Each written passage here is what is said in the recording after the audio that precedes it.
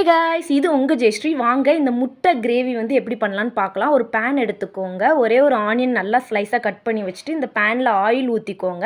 இப்போ அந்த ஆனியனை தூக்கி அதுக்குள்ளே போட்டு நல்லா பொன்னிறமாக ஆகிறதண்டிக்கு வதக்கிட்டே இருங்க. நல்லா பொன்னிறமாக ஆகணும். இப்போ இந்த பட்டை எதுக்குன்னு பார்த்தீங்கன்னா, அதோட ஃப்ளேவர் நல்லா இறங்குனா தான் அந்த கிரேவி வந்து செமையாக வரும். இப்போ ஒரே ஒரு தக்காளி அரைச்சி பேஸ்டாக்கி வச்சுருக்கேன். இந்த மாதிரி அரைச்சி நல்லா அந்த ஃப்ளேவர் கலக்கிறதண்டிக்கும் கலந்துகிட்டே இருங்க. மிக்ஸ் பண்ணுங்கள் நல்லா.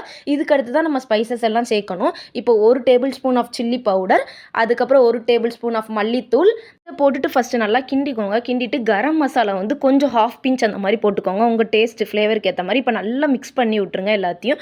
இப்போ நான் வந்துட்டு இந்த இடத்துல ஒரு தப்பு பண்ணிட்டேன். வாட்டரை வந்து நான் நிறைய ஊற்றிட்டேன். நீங்கள் இவ்வளோ ஊற்ற தேவையில்ல.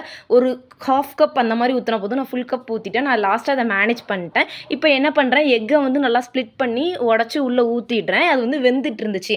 அதுக்கப்புறம் நல்லா அதை கொத்து மாதிரி கிண்டி நான் அந்த கிரேவி டைப்பில் கொண்டு வந்துட்டேன். அவ்வளோதான்.